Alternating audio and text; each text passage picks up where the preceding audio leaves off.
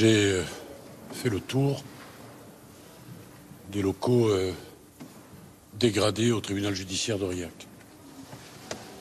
C'est un spectacle de désolation.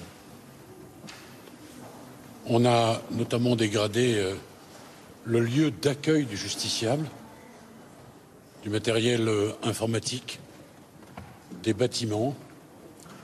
Et à quelques minutes près, en réalité, le tribunal judiciaire d'Aurillac aurait été intégralement détruit. J'ai exprimé évidemment des mots de soutien au personnel de cette juridiction. Je les ai rencontrés, ils ont les larmes aux yeux parce que c'est un lieu de travail, c'est un lieu de vie, ils sont attachés bien sûr à leur tribunal. Disons-le aussi, c'est ici qu'on rend la justice. 8500 décisions sont rendues annuellement, au civil, au pénal, plus des décisions rendues en matière commerciale, en matière prud'homale. Et ce sont les justiciables de ce ressort qui sont aussi les victimes de ces insupportables exactions. J'ai tenu à dire, bien sûr, aux chefs de cour, aux chefs de juridiction, en présence de nombreux parlementaires, que le ministère de la Justice ne se contenterait pas de mots de soutien, mais également qu'il serait présent. On en est à 250 000 € de dégradation. Dégradation bâtimentaire, dégradation informatique.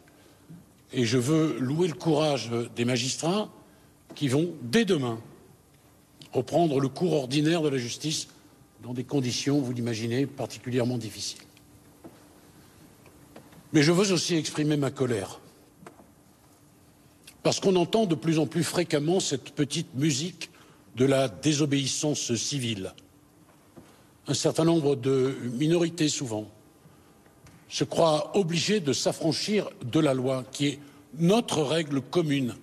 Aucune cause ne justifie que des crétins décérébrés viennent brûler une juridiction. La juridiction, c'est le lieu où se rend la justice. La justice, c'est la pacification dans notre société. La justice, c'est le pacte social le plus absolu. Alors j'espère évidemment que les auteurs de ces insupportables dégradations seront arrêtés. Une enquête est en cours. Je n'ai pas de commentaire à faire. Je ne peux d'ailleurs faire aucun commentaire. Qu'ils seront châtiés à la hauteur des exactions qu'ils ont commises et qu'ils devront bien sûr mettre la main à la poche pour restaurer ce qu'ils ont dégradé. Voilà, mesdames et messieurs, en quelques mots, ce que je suis venu dire à Aurillac. J'aurais préféré ne pas venir aujourd'hui dans ces circonstances, d'autant, vous le savez, que l'on mène un combat permanent pour améliorer le travail de la justice, le travail de nos magistrats, de nos greffiers, de nos personnels administratifs, sur le plan budgétaire, sur le plan numérique. On fait des tas d'efforts. Je vais annoncer un certain nombre de ces efforts la semaine prochaine et je constate, vous voyez, c'est un triste paradoxe que certains ont cru devoir s'en prendre à cette juridiction dans des conditions invraisemblables. Ils s'en sont d'abord pris au drapeau, symbole s'il en est de la République. Voilà, ces gens-là doivent payer ce qu'ils ont fait et ils doivent savoir qu'aucune cause, je le redis, ne justifie des exactions comme celle-là.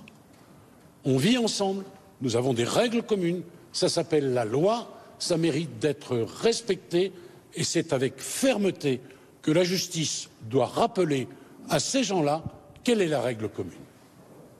N'y a-t-il pas toutefois un débat à ouvrir sur cette thématique, finalement, comme on fait dans certains pays, au niveau des SAMU, sur l'espace public? Non mais madame, je viens de dire que la discussion, c'est pas de savoir si on peut se balader seins nus ou pas. La discussion, c'est pour moi, à cet instant, est-ce qu'une cause, quelle qu'elle soit, justifie, quand on n'est pas d'accord, que l'on s'en prenne à un bâtiment public et en particulier à un tribunal. Vous voyez, derrière, il y a des gens qui travaillent au quotidien, qui font des efforts considérables pour faire tourner cette machine de la justice au bénéfice de nos compatriotes. Il y a des compatriotes qui attendent des décisions de justice. Est-ce que l'on peut, pour cette cause, ou pour une autre d'ailleurs, venir dégrader un bâtiment public? La réponse, elle est clairement non. Et je le dis, cette petite musique que l'on entend de plus en plus fréquemment, portée par certains, ils se reconnaîtront, de la désobéissance civile, c'est une musique que moi, je n'accepterai jamais. Mais est-ce que vous comprenez pourquoi la majorité des personnes ont manifesté ce jour-là? Mais madame, on a le droit de manifester. C'est dans notre Constitution, ça, voyez-vous, c'est un droit.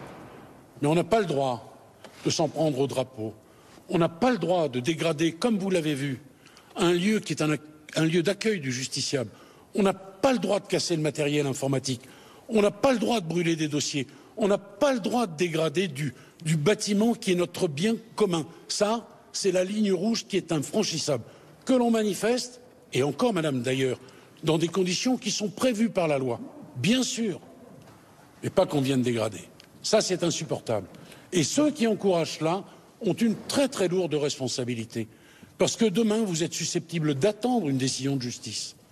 Et comment on fait si la justice ne peut plus être rendue? La justice, elle ne se rend pas dans la rue, je l'ai déjà dit. Elle se rend dans les tribunaux. Et les tribunaux, il faut les respecter. Parce que ce sont de grandes institutions et elles sont indispensables dans une démocratie. C'est pas plus compliqué que ça. Mais comment est-ce que vous vous positionnez par rapport à ce débat? Mais c'est pas le problème.